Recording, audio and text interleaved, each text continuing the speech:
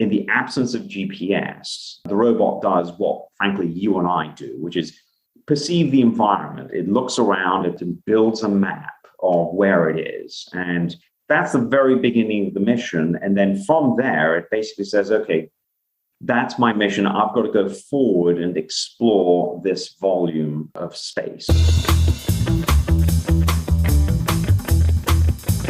You're listening to the Drone Radio Show podcast, the show about drones and the people who use them for business, fun, and research. Hosted by Randy Goers. Hello, everyone. This is Randy Goers, and welcome to the Drone Radio Show podcast, episode 341. What does it mean to achieve the highest levels of aerial autonomy? For that question, we head to Philadelphia and speak with Nader Elm, CEO and founder of Exyn Technologies. Exyn Technologies pioneers autonomous robot systems for complex GPS-denied environments. The company's full-stack solution enables flexible deployment of single or multi-robots that can intelligently navigate and dynamically adapt to complex environments in real time. Earlier this year, the company announced that it had achieved what it considers the highest level of aerial autonomy reached within the UAS industry. Exyn drones are immune to GPS signal loss, meaning all spatial and mapping computations are done on board. They can fly anywhere without a remote operator. This is a major step up from previous levels of autonomy, in which a human is required to potentially assume control, something that has prevented drones from entering spaces without ranging signals, such as underground mining locations. Nader has spent his professional career in fast-growing technology domains, progressively moving from engineering roles to leadership of startups and strategic growth initiatives in large enterprises. He joined as CEO of Exyn Technologies at the company's formation in 2014. In this edition of the Drone Radio Show, Nader talks about Exyn Technologies, its Level 4 autonomous drones, and how the company's technology is successfully mapping dangerous and isolated underground locations in the mining industry, thus saving time and providing added safety benefits. But before we hear from Nader, I want to thank those of you who are supporting my funding campaign. Whether it's $1, $100, or much more, you can help defray the cost of production and keep the podcast going and growing. Go to droneradioshow.com/donate. And by the way, if you have a great story on the use of drones that you'd like to share in a podcast, contact me at randy@droneradioshow.com. So let's learn how achieving the highest levels of aerial autonomy is transforming underground mining operations with Nader Elm of Exyn Technologies. Let's pick up the interview where I asked Nader to introduce himself. My name is Nader Elm, co-founder and CEO of Exyn Technologies, and generally got the privilege of leading a rather remarkable team over here. Nader, can you tell us about Exyn Technologies? What does the company do?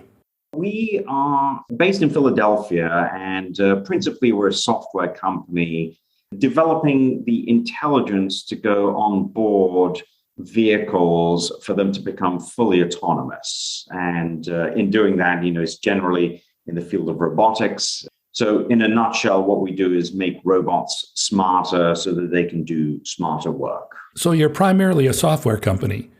Do you manufacture any of the hardware? The core of what we do is the software smarts that goes on board robots. The product is actually called Exyn AI. That's the software.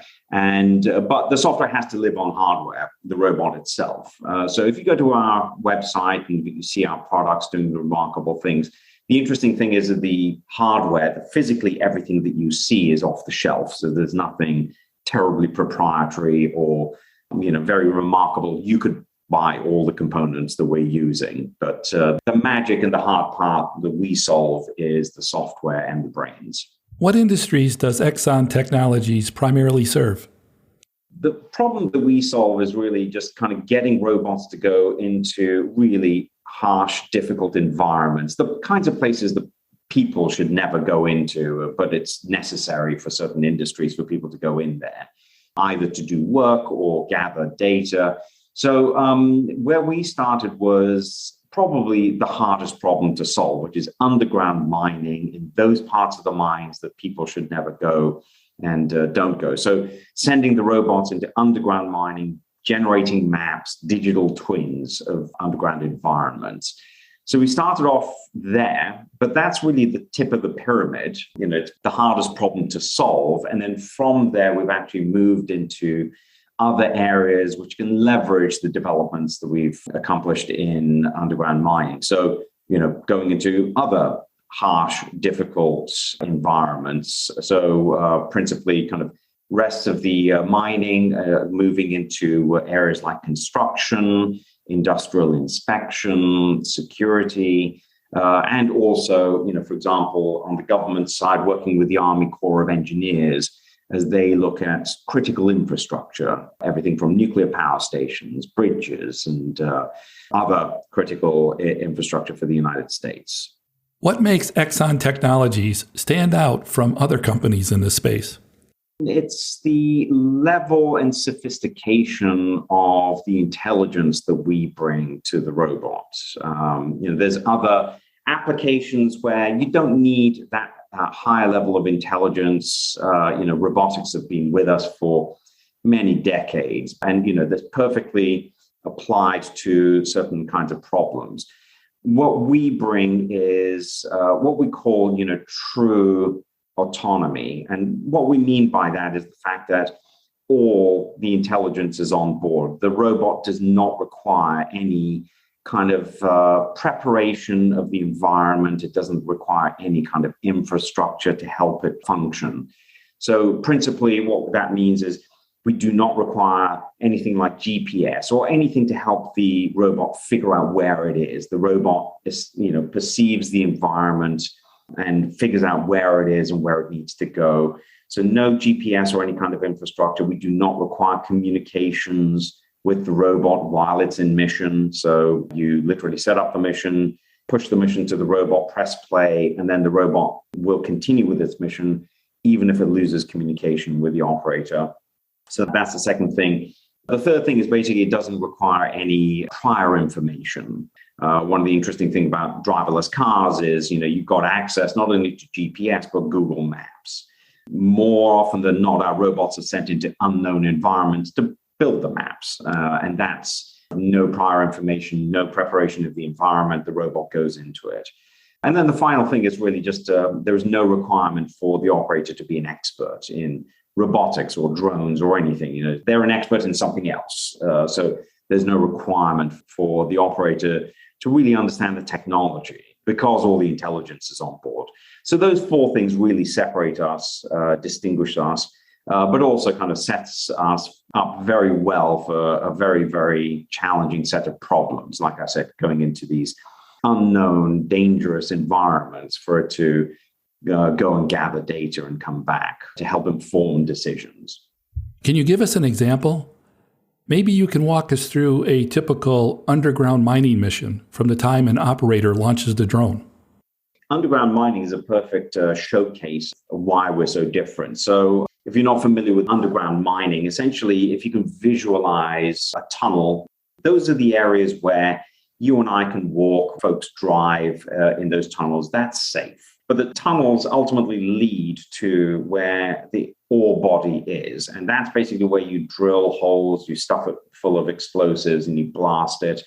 And that cavity that's left behind after you've drilled, blasted, and extracted all the rubble and the ore, that cavity is inherently dangerous. There's rock falls that could easily kill people. So you do not want to go in there.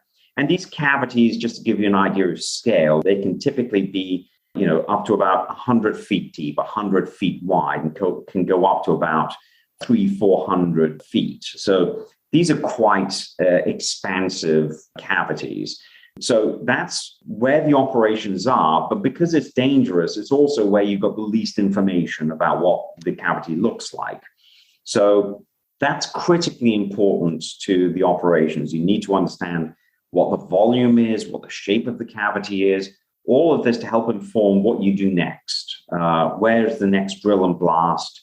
How do I actually plan for that? And what does the blast look like? And then you do the blast and the whole cycle goes through. So this is almost a daily exercise for underground mining. And they're literally operating in the blind for the most part. So the requirement is for someone to go in, inspect the space, get a map of the space so that they can drive better operating decisions and drive the business forward.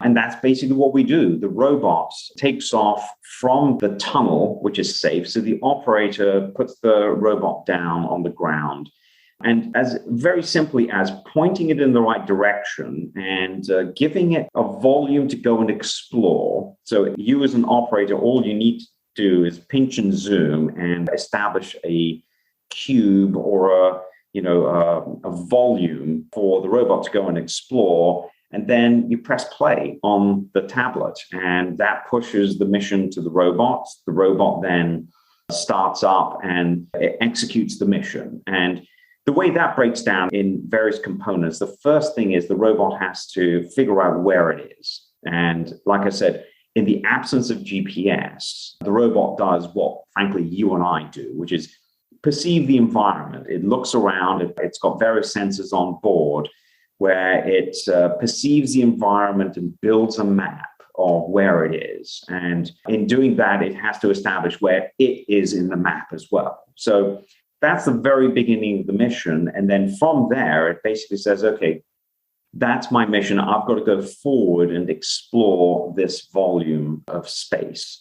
So the robot takes off, it starts flying, and as it's flying, it's expanding its frontiers of its understanding of the space, which is almost like, again, what you and I would do. We can only see so far, so we have to walk forward and expand and extend our understanding of the space, and the robot does the same. So as it flies, the map continues to build, and in doing that, it's establishing the next objective or the next area that it's got to go and explore.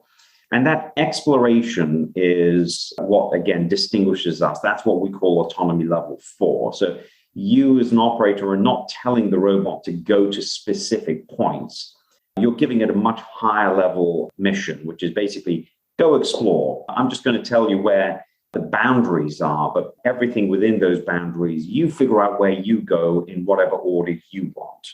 That's what the robot does. It meanders, it explores, it's pushing back the frontiers of what it understands the space to be, building a map as it goes. And then the interesting thing is, how do you know when you're done? Because when you're done, you figure out, okay, now I've got to return back to base. And that's basically what the robot does. It kind of pushes back the frontiers of its understanding and clears out all areas of the exploration space and then returns back to base. And that's basically when it gives back the map. And one critical thing to understand over here is basically as soon as it takes off and kind of goes into the cavity, you lose communication. So you as an operator really don't know what's happening with the robot. The robot persistently continues with the exploration, executing the mission, and then coming back. So again, another critical differentiator for us. Are you able to track the drone or have a sense of how long it's going to take to complete its mission? Not really. And that's one of the eerie things about the experience with the drone, because when it takes off and kind of goes into this cavity, you can see it, you can hear it, and you can see the data coming back while you've got communication. But then it'll turn a corner. It's rock, and so you won't see it, but you might hear it, and you may lose communication. So on the tablet, nothing changes for a while. But the really interesting thing is, in a lot of situations, the robot will carry on going, and you won't even hear it after a while. So then you're just waiting, and after a while, you're straining your ears, looking out to kind of hear if the robot's going to come back. And yeah, it does. So basically, it is one of the interesting things about experiencing the robot. But in terms of the data coming back, if you've got communications, then you'll see the map unfold in real time. And that's quite remarkable, actually, for most of our customers.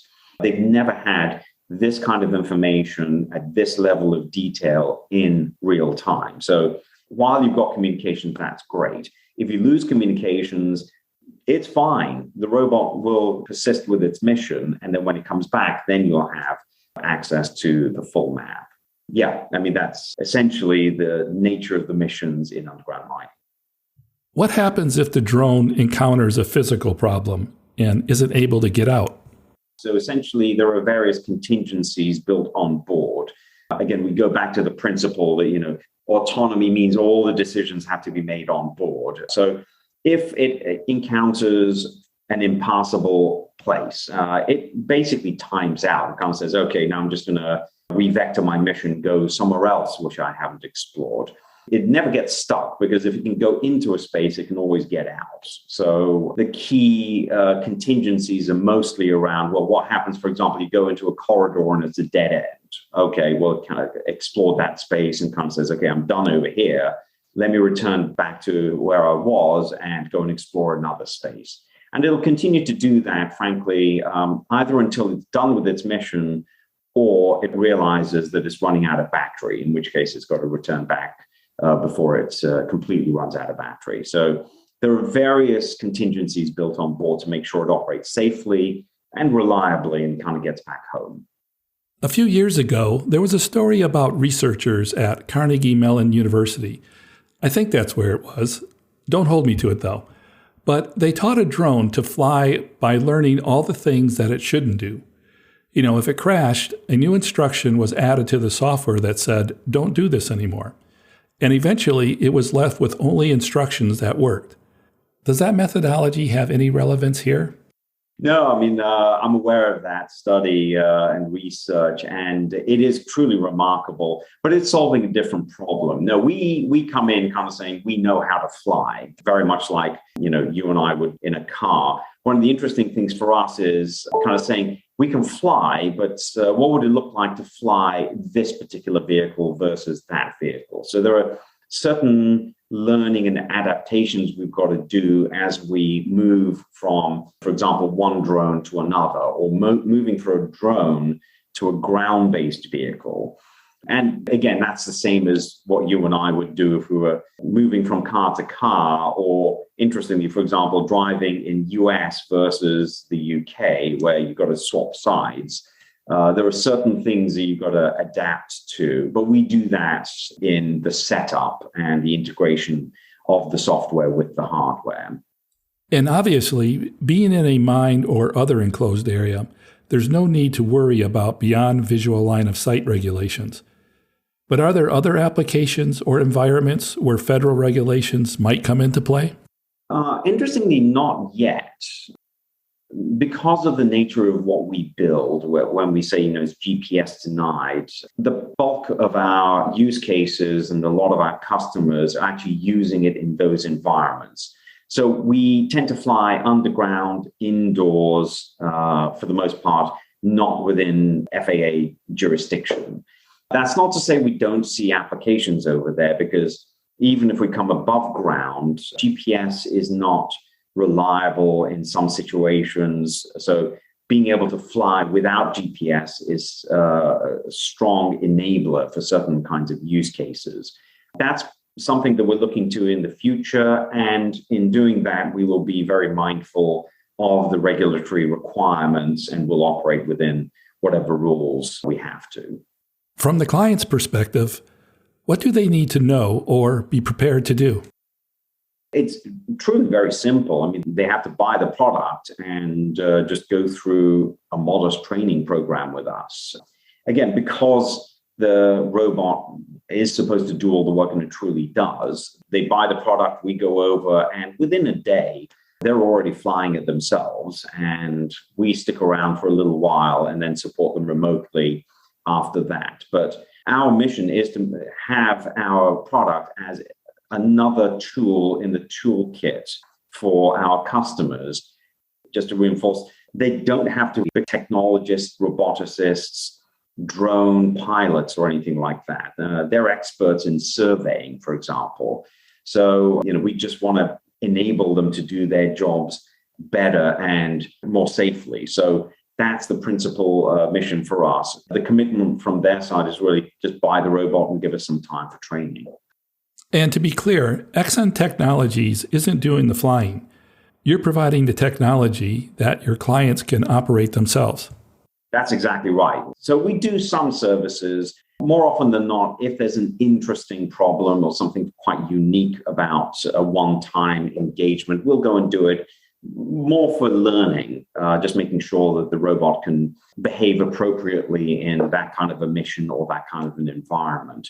But the bulk of our business is selling our technology as a product, because like in mining, for example, that cavity inspection, that's pretty much a daily exercise. And they don't want to have to pay someone to do that as a service. They just want to be able to do it themselves.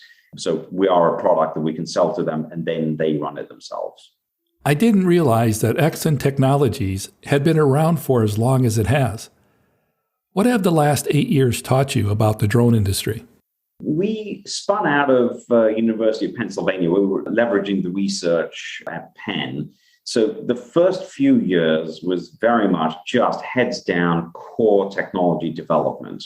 The research itself had been demonstrated in the labs, but to build something which is commercial grade, industrial strength, reliable, that required a lot of core technology development. So the first few years was literally just that. And then once we did that, we built the core Autonomy.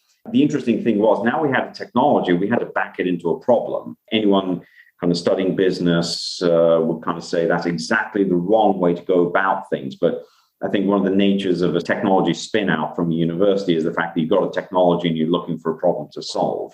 Then we set about trying to find an application and an industry where we could have significant impact. And that took us on a quite interesting journey. Our first dollar earned wasn't actually in mining. We started off in construction. And then from construction, we got pulled into warehousing and logistics, mapping inventory, not the actual space itself. But then in doing that, we actually got approached by the mining industry. We'd never really imagined ourselves going into mining. None of us were really at all experts in the mining industry, but they approached us kind of saying they had a very specific problem that they thought that we could uniquely solve. So we sat down with them, and that's how really the genesis of that line of business started. And that's where we committed ourselves. So the learnings, I guess, for us was being able to rapidly move on and pivot when you eventually recognize that, you might have a technology that might be a cool problem to solve, but it's not really tractable in the early days. So maybe you should move on and look for another problem to solve or an application in an industry where you can really have an impact and grow the business. So that took us about 2.5, 3 years to get. And then, mining took off, and we've been in mining for 2.5 years, and we've grown from there. What advice would you give to other entrepreneurs? Build a quality team. And there's so many trapdoors in kind of building a team and making sure you've got the right people on board. I think that's probably one of the biggest things, because once you've got a good team, there's no problem you can't solve or no challenge you can't face. Beyond that, I think it's that product market fit question. You've got to be ruthless. I mean, it's very easy to get drawn in. There's so much appeal to a particular industry or a particular customer. You get drawn into that and you lose sight of or objectivity sometimes, and you burn too much time and resources trying to crack that particular industry or building a product that may not be profitable. That's probably the biggest learnings for us. And it's only in retrospect, falling into mining quite by accident. It wasn't purposeful for us. It wasn't the plan for us to look at the industries and kind of say, okay, well, mining obviously has a problem that we can uniquely solve. We got pulled into that, and I just wish that it had happened sooner. So what's next for Exyn Technologies? Focused on the mining industry, we've solved some of the problems in mining. So for us, it's really expanding from there. There are other problems we can solve in mining, so we want to kind of do that. So that gives us scale in a variety of different areas in the mining. So below ground, above ground, and beyond. but then moving beyond mining into other industry verticals. So as I mentioned, we've moved into construction, we've moved into government agencies like the Army Corps of Engineers, and there are other industry verticals that we are evaluating moving into and just trying to leverage what we've built in terms of having a robot fully autonomously collect very high value data, doing it quickly at high resolution. So if you take that as a broad product, it has so many different applications. So we're evaluating, everything from infrastructure through to security, through to energy. So there's other industries we want to move into. And while we're known for Exyn AI on drones, another key development for us is taking Exyn AI and putting it onto other kinds of robots. So the next thing for us is really moving on to the ground, that same level of intelligence now on ground vehicles. But we've also had interest in moving underwater, so submersibles, and also in space with satellites requiring maintenance, refueling and deorbiting. There's a requirement for maintenance satellites that are fully autonomous. And so again, there's nothing in our architecture that stops us from looking at those kinds of applications. So there are different facets and different vectors for growth for us, and we're evaluating, how we actually sequence all of that as we grow. Going back to the hardware for a moment, are there any minimum specifications for the drones? Or can clients literally use any commercially available drone? Well, we do the integration of the Exyn AI software onto the hardware. So it's the full package that we sell. In terms of the minimum requirements, it really depends on the requirements of the mission. So in the mining environment, they require a certain set of sensors, a certain level of compute on board. So that determines what the payload is. And then we go and find a drone that can carry that payload. Beyond that, no. I mean, it's we're looking for systems that are reliable, kind of establish themselves in the markets, and easy to maintain. So beyond that, not really. We've deployed on over a dozen different drones right now, US-based drone manufacturers as well as foreign ones. So for us, the lift and shift onto different drones is pretty simple. So it really comes back to what the nature of the mission is, what kinds of sensors the customer would have us carry, and trying to find the best fit drone for that mission. Okay, it took me a while, but now I get it. Clients aren't attaching a module to their drones. You're assembling the drones and adding your software to create a single package that is delivered to the client. Correct, exactly, yeah. And in mining, it's a very standard product now because that's a pretty well-defined, well-scoped requirement for the mission.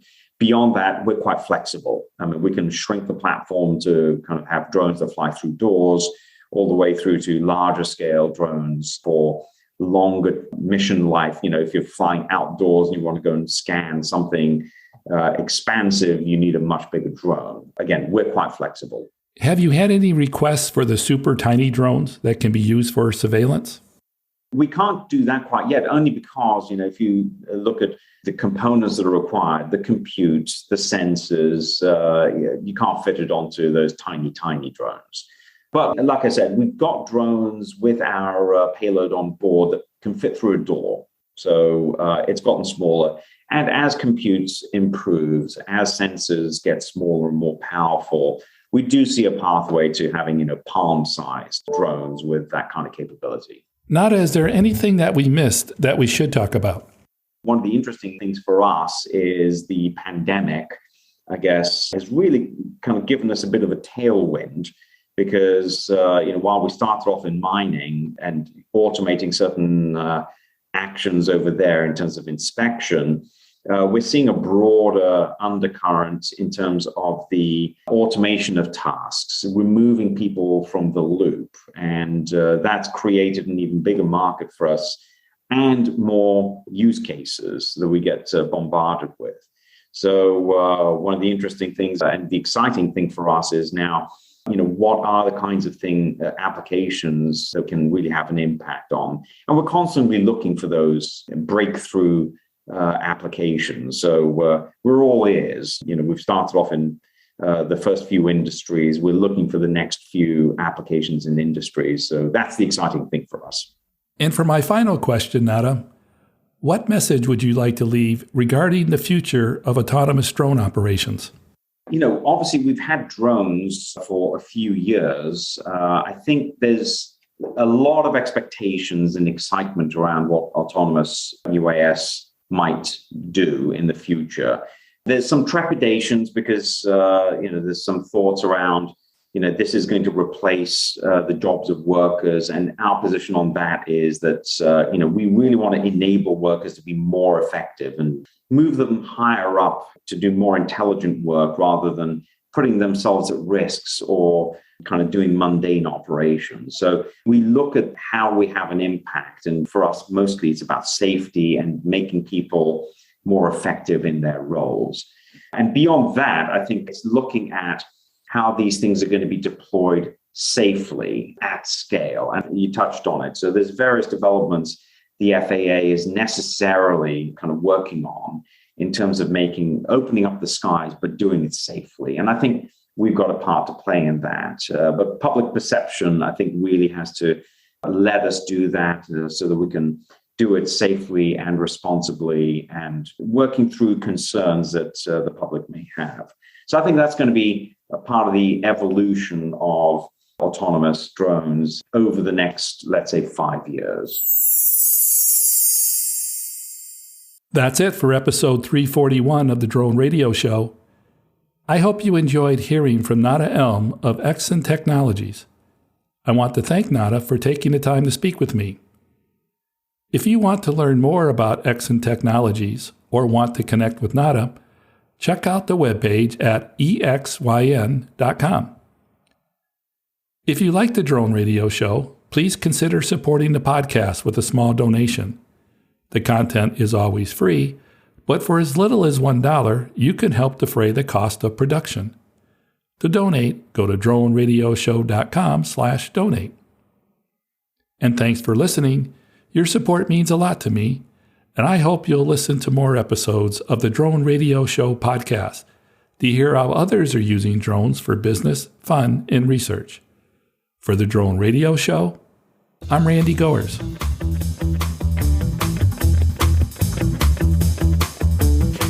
This has been the Drone Radio Show podcast. More information on today's show can be found on our website at www.droneradioshow.com. If you're using drone technology for business, fun, or research and would like to share your experience on the show, please visit our website and fill out a guest appearance application. And don't forget to follow us on your favorite social media channels.